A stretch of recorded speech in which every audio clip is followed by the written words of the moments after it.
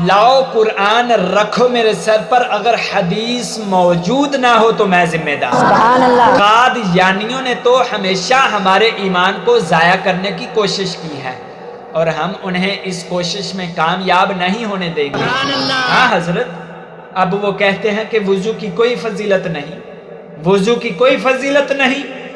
امام بخاری اور امام مسلم حضرت ابو ہریرہ رضی اللہ تعالی عنہ سے راوی ہے کہ حضور اقدس صلی اللہ علیہ وآلہ وسلم ارشاد فرماتے ہیں، قیامت کے دن میری امت اس حالت میں بلائی جائے گی، منہ ہاتھ پاؤں وضو کی برکت سے چمکتے ہوں۔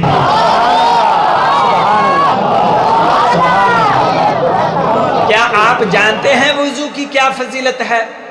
صحیح مسلم شریف میں حدیث موجود ہے، نبی کریم صلی اللہ علیہ وآلہ وسلم نے صحابہ اکرام کو ارشاد فرمایا، اے میرے صحابہ، کیا میں تمہیں ایک ایسا عمل نہ بتاؤں جو عمل کرنے سے اللہ تمہارے گناہوں کو مٹائے گا اور تمہارے درجات کو بلند فرما دے گا؟ صحابہ اکرام نے عرض کی، یا رسول اللہ، ضرور وہ عمل ہمیں بتائیے۔ تو سرکار نے فرمایا، جو شخص اچھے طریقہ سے وضو کرتا ہے، وضو کر کے نماز پڑھتا ہے، پھر وہ ایک نماز پڑھ کر دوسری نماز کا انتظار کرتا ہے، تو اللہ رب العالمین اس کے گناہوں کو مٹاتے ہیں اور اس کے درجات کو بلند فرما دیتے ہیں۔ سبحان اللہ۔ اب وضو کی تیسری حدیث سننا، انشاءاللہ آپ کا ایمان تازہ ہو جائے گا۔ حدیث موجود نہ ہو میں ذمہ دار۔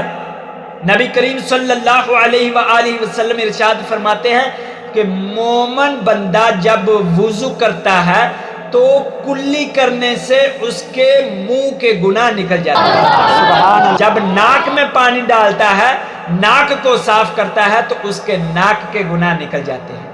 جب منہ دھوتا ہے تو اس کے چہرہ کے گناہ نکل جاتے ہیں۔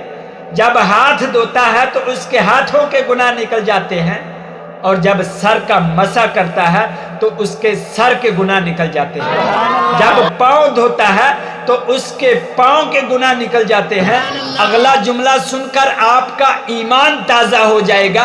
حضرت عمر بن خطاب رضی اللہ تعالی عنہ، جو کہ بہت مشہور صحابہ اکرام میں سے ایک ہیں، آپ حدیث بیان فرماتے ہیں کہ رسول اللہ صلی اللہ علیہ وآلہ وسلم نے ارشاد فرمایا، جو شخص اچھے طریقہ سے وضو کرتا ہے، وضو کرنے کے بعد دوسرا کلمہ پڑھتا ہے، یعنی اشہد اللہ الہ الا اللہ وحدہ لا شریک لہ واشہد ان محمدن عبدہ ورسولہ، جب وہ یہ کلمہ پڑھتا ہے تو اللہ رب العالمین اس مومن بندے کے لیے جنت کے 8 دروازے کھول دیتے ہیں اور فرماتے ہیں، اے میرے بندے، جس دروازے سے تیرا دل چاہے جنت کے اندر داخل ہو۔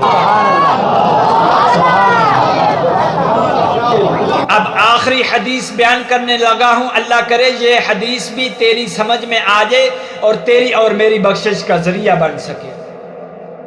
ایک دن صبح کو حضور اقدس صلی اللہ علیہ وآلہ وسلم نے حضرت بلال کو بلایا۔ کس کو بلایا؟ حضرت بلال کو بلایا اور فرمایا، اے بلال، میں نے رات کو جنت کی سیر کی۔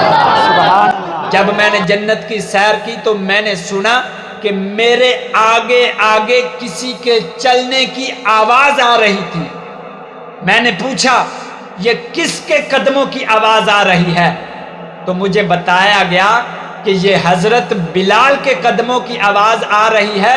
وہ چلتے تو زمین پر ہیں لیکن ان کے قدموں کی آواز جنت میں سنائی دیتی ہے۔ ان کے قدموں کی آواز جنت میں سنائی دیتی ہے۔ تو حضور پاک نے حضرت بلال کو بلایا، فرمایا، پوچھا، اے بلال، تو ایسا کون سا عمل کرتا ہے کہ تو چلتا تو زمین پر ہے لیکن تیرے چلنے کی آواز عرش پر جنت میں سنائی دیتی ہے؟ تو حضرت بلال نے عرض کی، توجہ بھائی توجہ، آخری جملے بڑی توجہ سے سننا۔ حضرت بلال نے عرض کی، یا رسول اللہ صلی اللہ علیہ وآلہ وسلم، جب میں اذان پڑھتا ہوں، اذان پڑھنے کے بعد 2 رکعت نفل نماز ادا کرتا ہوں اور جب بھی میرا وضو ٹوٹتا ہے میں اچھے طریقہ سے وضو کر لیتا ہوں، ہر وقت با وضو رہتا ہوں۔ سرکار نے فرمایا اے بلال تیرا یہ عمل رب کو اتنا پسند آیا ہے، اتنا پسند آیا ہے کہ اب تو چلتا تو زمین پر ہے لیکن تیرے قدموں کی آواز عرش پر سنائی دیتی ہے۔